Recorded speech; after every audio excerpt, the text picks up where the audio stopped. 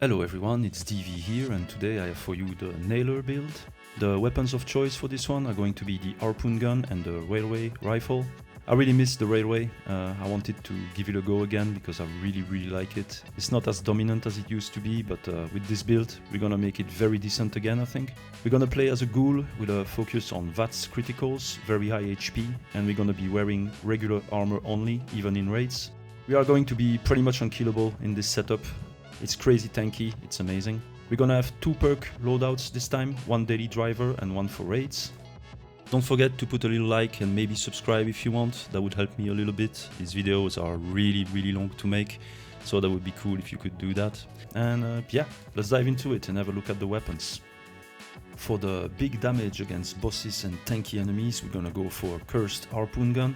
To get the cursed version of the harpoon gun, you need to fight the nuke boss Earl Williams. It's a 20% chance to get it, so you may need to do a few before you get one, but it's really worth it, believe me. The downside with the cursed version of this weapon is that you cannot put any legendary mod you like, only some of them can be applied, unfortunately. I tried Quad and Swift first, but yeah, it cannot be done, so I went with Furious, Vital, Durability and Bullies, and I don't regret it, to be honest. The ammo capacity is very low, only 3 shots, but yeah, with the help of Wild West hands, sometimes you're gonna get lucky when it comes to that. We're gonna use regular onslaught with this one. The good thing about the harpoon is that if you use the flechettes mod, and you should because it's the best anyway, it has 7 projectiles, so in 3 shots your stacks will be maxed, which is pretty good. When it comes to the bullies legendary effect, even if we don't invest fully in crippling when it comes to limb damage, the harpoon gun cripples super fast, so you're gonna see it in action very quickly on bigger targets and definitely on nuke bosses. It's an absolute powerhouse, it's amazing. Since we have a critical build, going Vital for the second star made sense also. For the first star, Durability to counteract the cursed negative effect of the weapon breaking faster. And yeah, next season even better, since the cursed guns are going to be buffed, as you can see. When it comes to the damage bonus, it's going to go from 15% to 35%. We're gonna lose a little bit of the fire rate bonus from 20 to 15, but overall I would say it's pretty great, it's a great buff, so it's gonna get even better next season. And now for the second star of the show, the Lickety Split. You can drop this one in the raid, either the weapon or the plant for it. The legendary effects are fixed on this one, you cannot change them, but luckily for us, the first star is Juggernaut, which is going to be pretty good since we have very high HP. As you can see in good conditions, I have 91% more damage with this, which is close to the cap for Juggernaut. The second star is Crippling, which is perfect for what it does. The first star, Resilient, is the less interesting one, I would say, but yeah, still not the worst possible. We're going to reload fairly often with this one, so it's not that bad. And for the 4th star, we have Fracturous. This one is really fun. Each limb we cripple is going to explode, so that can lead to many explosions. It's amazing and very fun. There's a small downside, which is a penalty of 20% to projectile damage, but honestly it's fine.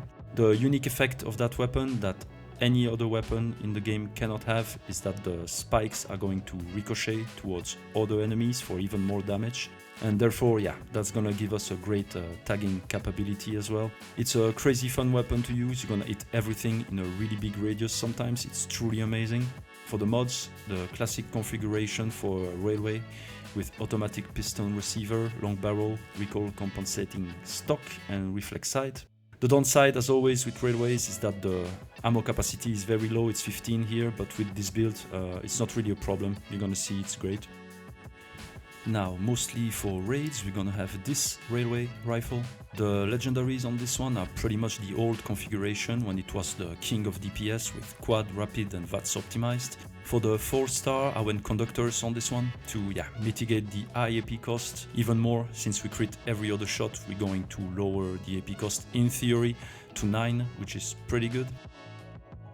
And now, as a bonus railway I did for myself is a quad, VATS enhanced, VATS optimized and pinpointers.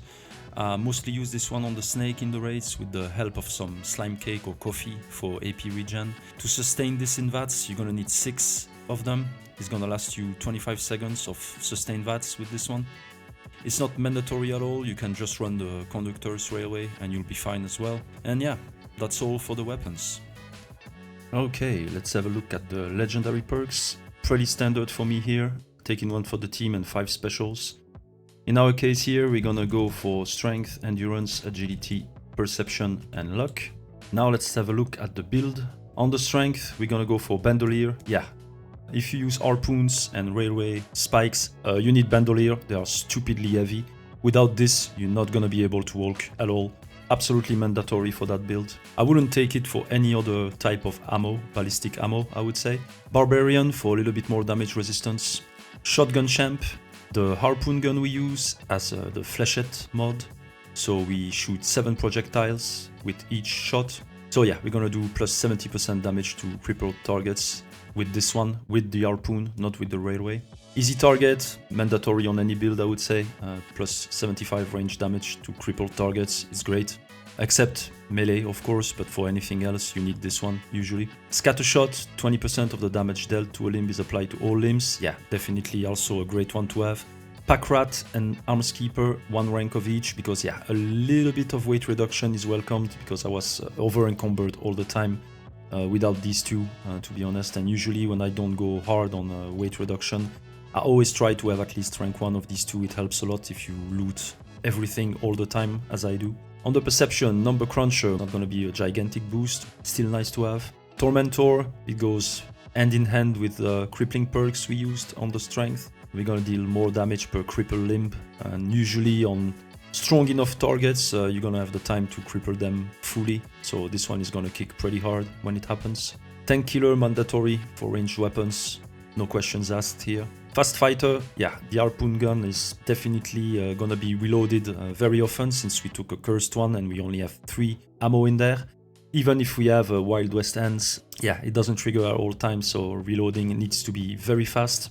Concentrated fire, yeah, very interesting as well. I'm not sure if each flechette from the harpoon counts as a shot for this one, I don't think so. But yeah, still nice to have also for the railways we're gonna use. Awareness, for more VATS accuracy. For sure, we're gonna have high perception, so this one is better than, let me show you. Rank 2 of this one is gonna be 25% with this one, and with awareness and our high perception we're gonna get, it's gonna be above 25%, so that's the route I chose to take. Grenadier rank 1 for the lickety split. I don't want to take rank 2 because, yeah, first of all, I don't have the room, and rank 2 doesn't make that much of a difference on the lickety split, it feels like. I tried it and it doesn't feel very different. I think the unique effect of the lickety split still goes very far no matter what you take here. On the endurance, life giver for more HP. In our case, we're gonna get above plus 200 HP with this one. It's an absolute beast, it's great. Chem fiend for having our chems last 2 times longer. Very important, I would say, because yeah, as a ghoul, you need to take drugs at all times almost anyway. So we're gonna be hooked on Psycho buff most of the time. Why not having these last longer? Through hiker, because yeah, carry a lot of food. I can do without this one. Star genes, we are mutated, so it's a mandatory one. Glowing gut for having our toxic goo and our slime cake also sometimes. Replenish our glow super fast. So yeah, absolutely mandatory. Ironclad rank 2, I don't have the room for more. It's gonna give us more resistances. Adamantium skeleton as a ghoul, yeah, you can get crippled fairly easily, so this one I would say is almost mandatory on any ghoul as well. Fireproof rank 2, just a little bit less damage from explosions and flame attacks for now at least, because yeah, next season is only gonna be explosions. Why not? We're using some kind of explosive weapons with the lickety split also. which can cause self-damage, but also next season self-damage is going to be reduced by 90%. So maybe this card I may remove in the future next season. I'll see how it goes. Thirst Quencher, yeah. Someone shared that. It's great when you are a ghoul and someone shares this, because yeah, it works on ghoul if it's shared, so that's great. But yeah, unfortunately we cannot equip it by ourselves. On the charisma, very limited, because yeah, our charisma is negative by default as a ghoul, so there's no reason to push more, and I honestly need nothing in there, to be honest, apart from strange in numbers, classic. If you have mutations, you want that one for sure. Tenderizer for nuke bosses mostly. Under intelligence, good with salt. Definitely mandatory for me now. I'm a carnivore, I carry a shitload of food, and I don't want to deal with the freezer and the fridge anymore. Good with salt is really great. I run this on all my characters now. Demolition Expert just for the lickety split to boost the explosive part of the Fracturers mod. On the agility, we're gonna go for the regular onslaught stack, Gunslinger Expert, Guerrilla Expert, and Guerrilla Master. Ranged, weak spot damage when we have our full stacks. This one is gonna give us 20% reload speed when we have full stacks. And this one, more range damage to close enemies when we have full stacks. So yeah, with the harpoon gun, this is going to be very, very, very nice. We're gonna do a shitload of damage, reload super fast. It's great, absolutely amazing. And since we have the flechette mod on the harpoon gun, we're gonna get our stacks up very quickly after 3 shots, it's done. Packing Light, yeah, that's the only AP regen perk I take nowadays. It's the best of them all if you only have 1 rank to put in there. Enforcer, just a tiny bit of limb damage and stagger for the railway. It's not gonna do much, but why not? Gunfu, yeah, I like what I call Dynamo builds now, which uses Gunfu and Grim Reaper Sprint. So yeah, Gunfu only rank 1 unfortunately, because I don't have the room for more, but yeah, if I had the room for more, I would go for rank 3.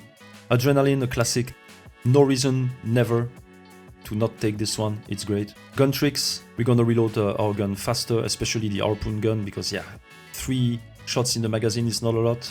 On the luck, Grim Reaper Sprint, one of my favorites right now. It's pretty great when your luck is fairly high, when you shoot multiple and not that strong targets. You're gonna pretty much stay in VATS forever, because the AP you're gonna get back from each kill is gonna compensate your spending. Maybe not always, but most of the time it keeps your AP high, that's for sure, no matter what. So it's a great, great, great perk to have. I don't see a lot of people using it, but honestly, pretty amazing for daily driver. Class Freak, we are mutated heavily, we have 10 plus mutations I think, so yeah, Class Freak is mandatory. I never run any build without it anyway. Better criticals, I wish I could take rank 3, but yeah, I don't have room for more. It's a critical build after all, but yeah, I had to make compromises here, so only rank 2. Critical Savvy, absolutely mandatory. We have a full set of limit breaking, but yeah, we still need Crit Savvy rank 3 to crit every other shot, which is very important for that build. Faulty Spots, pretty amazing perk for ghouls. We're gonna play VATS at all times, so yeah, Faulty Spot is an amazing one to have. Wild West Hands, of course, Wild West Hands, because yeah, for the harpoon gun, it's nice when it triggers for sure, since we have a super small magazine. Wild West Hands is pretty amazing. And Scrounger, shared, not mine. So that's it for the perks. For the armor now, we're gonna use Secret Service again, because yeah, no matter what people say with the next update and the changes to armor, I'm pretty convinced that Secret Service is still gonna be the best. We're gonna go for butt rest on all parts for now. I didn't dig too much into how armor is gonna change in that regard next season. You'll take what's best for you when it occurs and when it's live.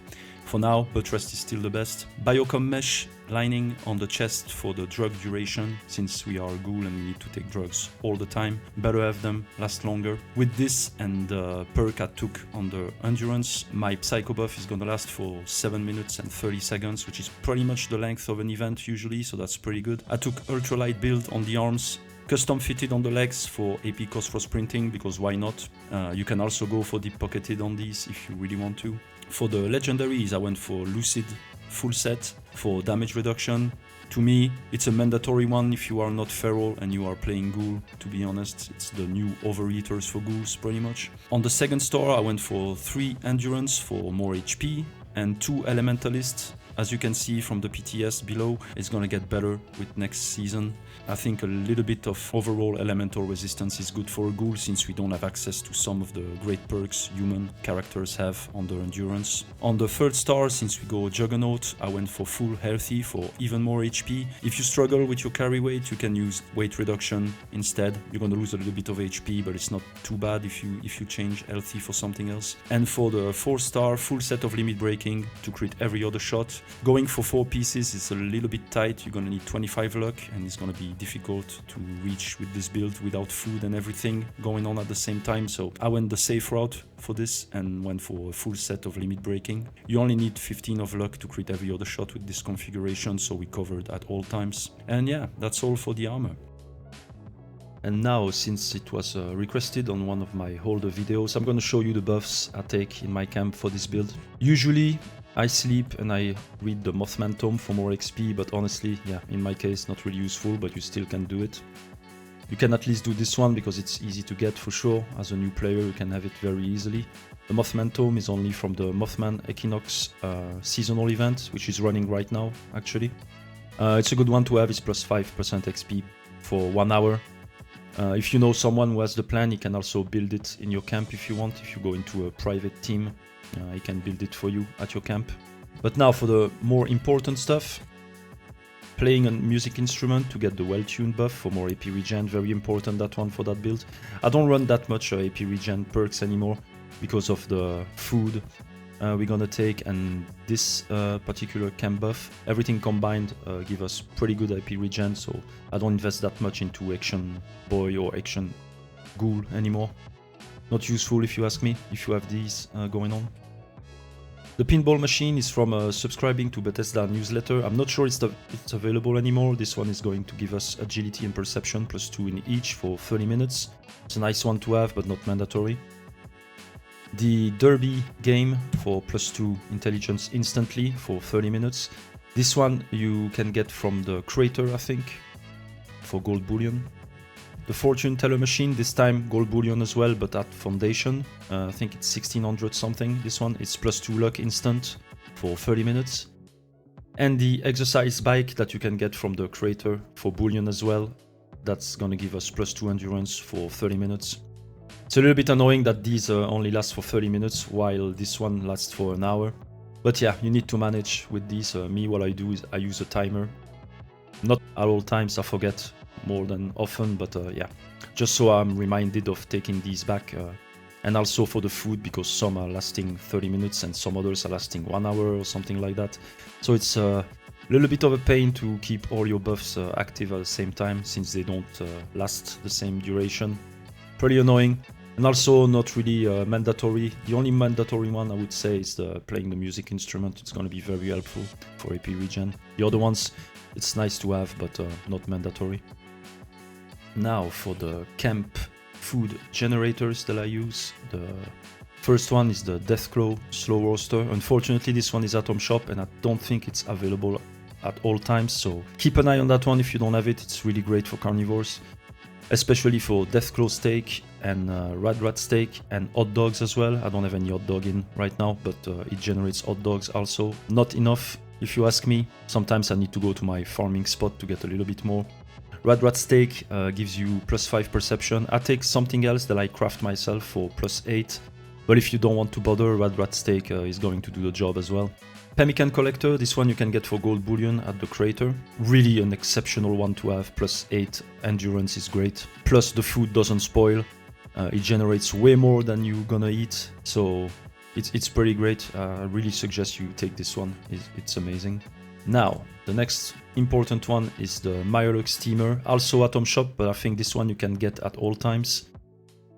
The good food with these are exactly the 3 ones you see here. Cooked softshell meat for more AP, Mirelux jerky for a little bit more damage resistance, smoked Mirelux fillet for more carry weight plus 75, it's insane. Definitely a good one to buy if you have atoms instead of buying skins or shit like that. I strongly suggest you invest in these because it makes the game way better, it makes your character way better, and it reduces the farming by a lot. So yeah, get these.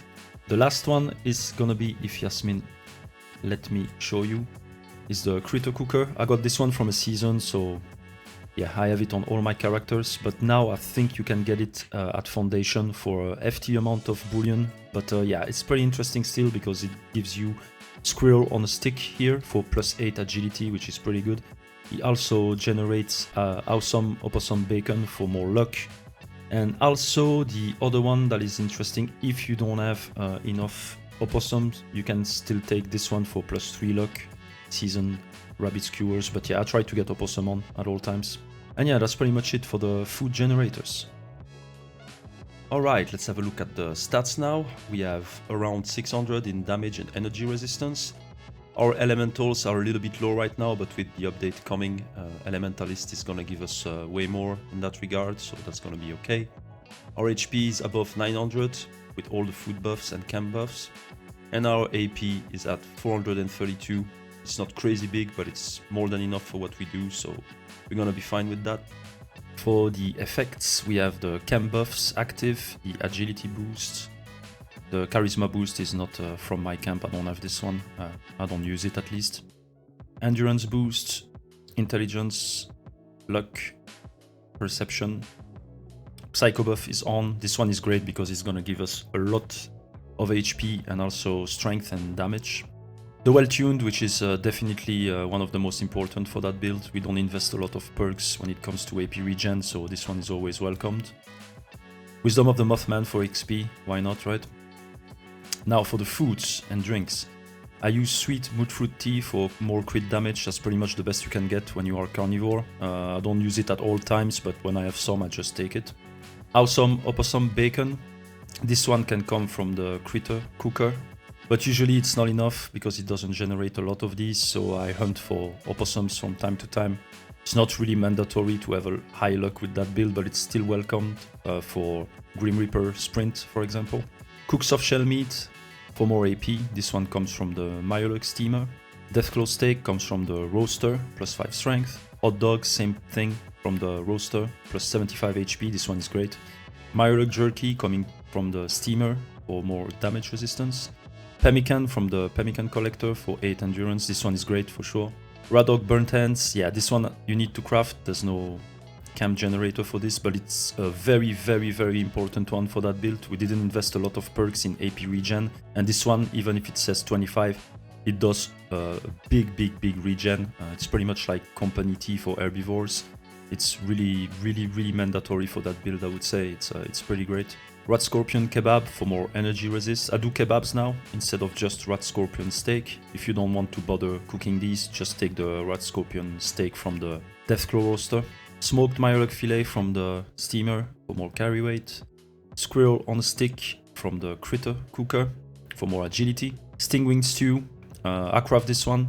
There's a lot of stingwings in Burning Springs, so why not having more perception? That's gonna feed into awareness, so that's gonna give us better VATS accuracy. And tasty squirrel stew when I have some for more XP. Not really useful for me, I don't really need to level up anymore to be honest, but yeah, always a nice to have. For the mutations, pretty much the basic stack. Adrenal reaction, bird bones, carnivore, eagle eyes, egghead, herd mentality, marsupial, scaly skin, speed demon, and unstable isotope this time, why not? I feel like a ghoul should have this one. Dealing rads to melee attackers feels very ghoulish to me. But it's definitely not important. If you don't have it, you don't have it. Now let's look at the perks and the ones that are going to be boosted by specials. So awareness in that setup, plus 32 VATS accuracy. That's why I take awareness and not rank 2 of Eye of the Hunter. Eye of the Hunter is going to give us plus 25. But with such perception, we can have 32% here with awareness. Barbarian, plus 90 damage resistance, not bad. Life Giver is giving us plus 201 HP, pretty good. Our endurance is very high. Thirst Quencher here, it's from a shared perk from one of my teammates currently. So yeah, don't expect this high AP on the daily because you cannot equip that perk as a ghoul, but apparently when it's shared by a human, it works for a ghoul as well. I'm not sure it's intended, but usually it's more around 435 as I said. The specials are gonna be 27 in strength, 34 in perception, 42 in endurance, 20 in intelligence, 31 agility, and 25 luck.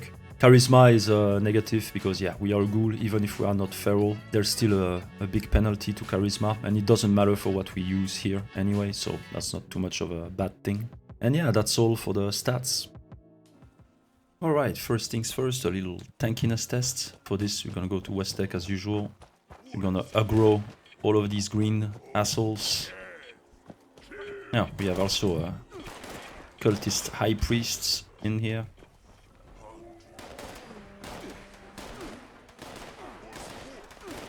So yeah, as you can see, we don't take that much damage for sure. We're still in our glow, and under that glow there's 900 HP, so yeah, they can do whatever they want. Doesn't matter much.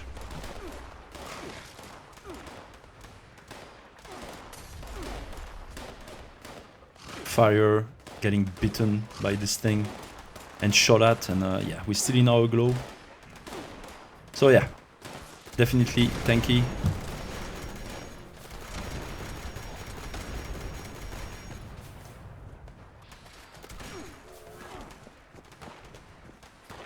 We don't have that much more to say.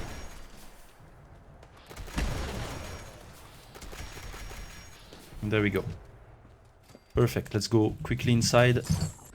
Alright, here we are inside. We still have our adrenaline going on. So yeah, obviously here the harpoon gun is gonna definitely take care of these.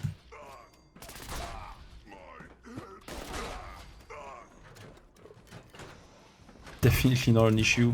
The doggo got its chance on me. Not for long. As always, toxic goo, this is where you go. You just press collect repeatedly. Easy way to get toxic goo, of course. The only way, to be honest. I always carry around 300. Well, I have 300, so that's enough. I used to do 500, but honestly, with this build, no need for more. So yeah, we're not gonna have that much of a challenge in here. Alright, let's see how it goes also in that event. As you can see, works well. It's one of the best events for this gun, it feels like. I have crazy numbers sometimes, like super far away from my target. Maybe the area helps with this.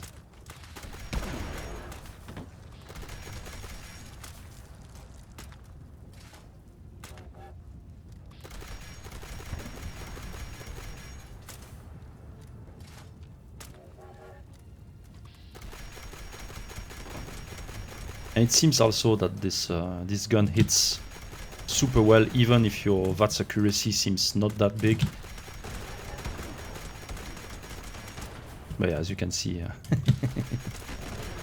I love this gun, honestly. I can't believe I slept so much on this one. I never really bothered to try it before, and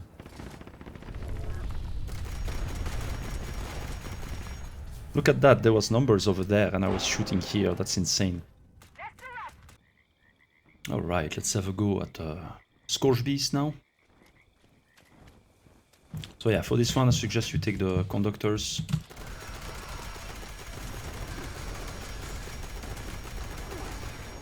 As you can see, it works. We did way more damage on the last shots because of the crippling and all the perks that go with it. Alright, let's see how the harpoon does against such thing as a Scorch Beast.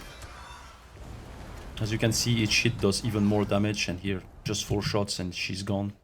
That's because of the crippling going on and easy target, Tormentor and the Bullies effect.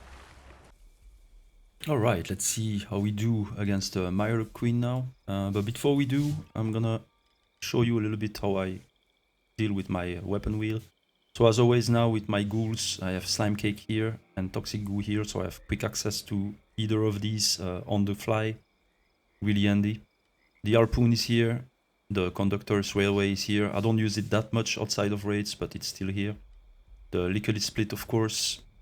The thirst quencher with medics. Oh yeah, I call that thirst quencher, but it's what's the real name of that weapon? Nuka's Zapper? What is it? I don't know. It's the squirt gun, right? It's this thing with medics to heal NPCs. A syringer just to debuff nuke bosses. Usually I don't use it anywhere else.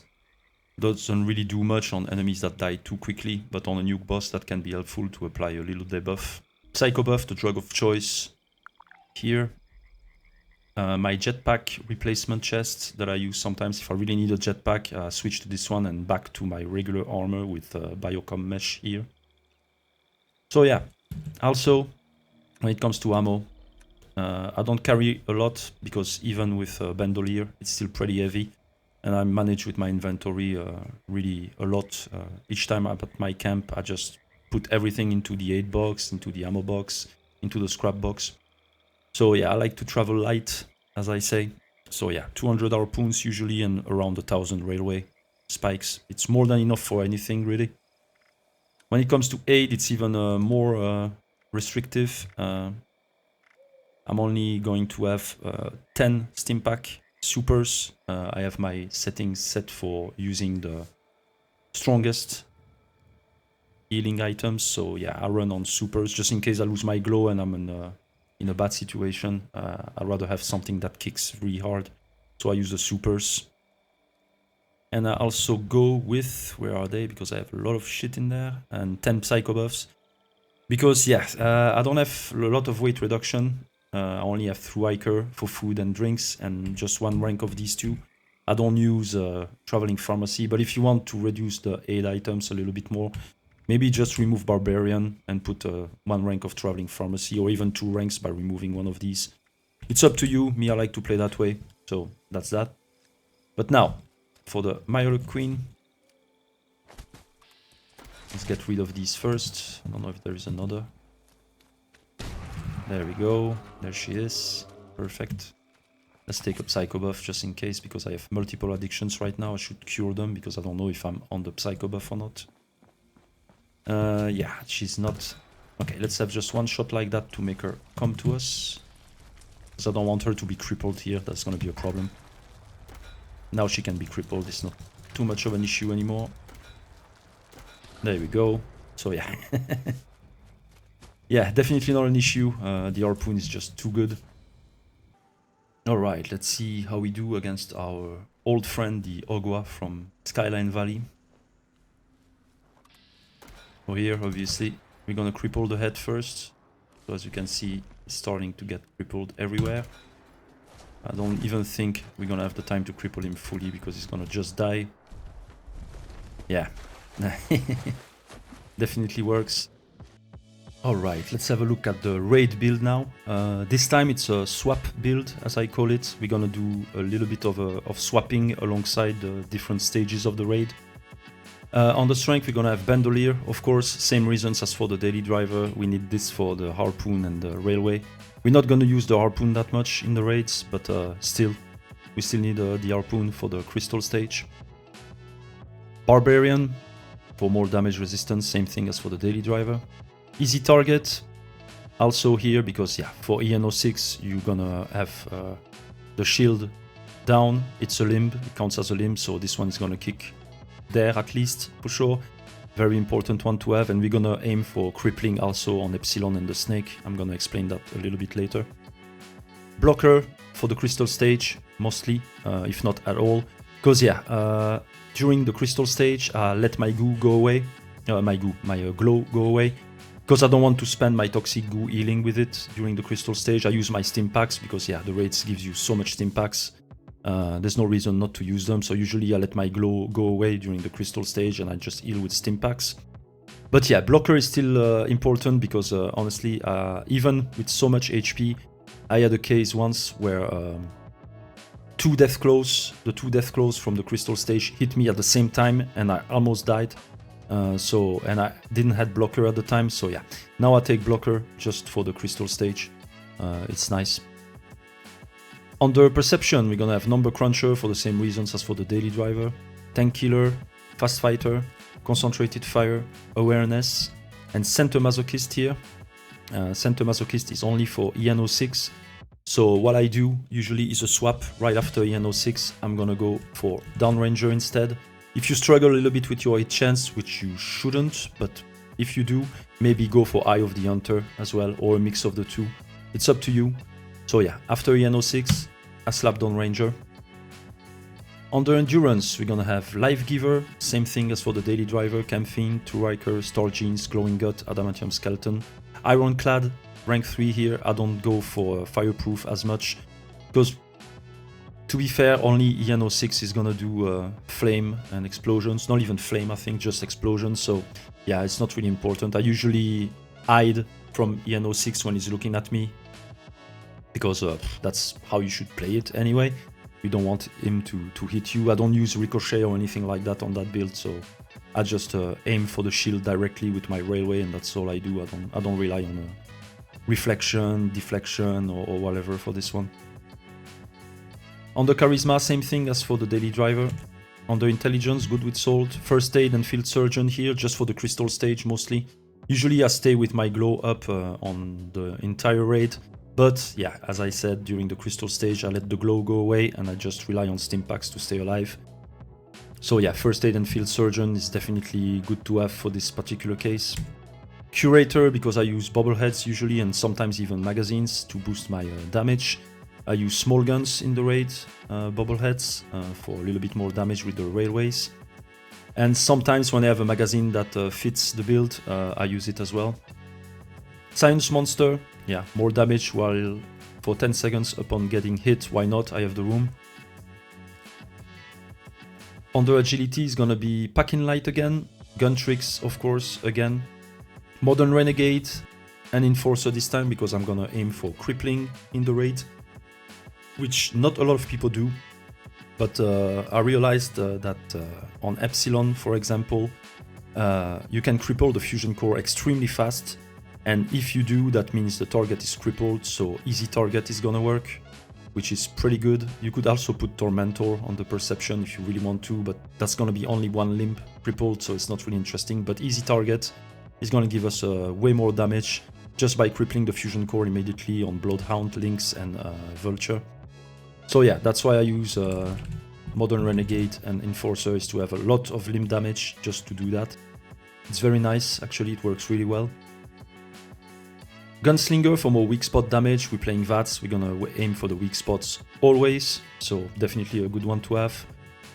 Guerrilla for more damage to close enemies, mostly for EN06 and Epsilon, and it's used in conjunction with Dawn Ranger, so you should have at least one of the two kicking most of the time, even if there is a dead spot in between the two. And yes, speaking of the swaps, because I have to speak of the swaps, what you want to do for the drill, if you want to defend the drill, I suggest you remove Modern Renegade and slap an even Enforcer actually, and slap Gunfu rank 3 and not this one, and Adrenaline, and then you can put Enforcer rank 1. It's annoying, but yeah. The idea behind that is to use another swap that we're gonna do into luck, by the way. Yeah, it's a swapping build, this one. You don't have to, but it's definitely better. Gunfu is great for defending the drill because, yeah, you're gonna get a lot more damage by going from one target to the other automatically with VATS.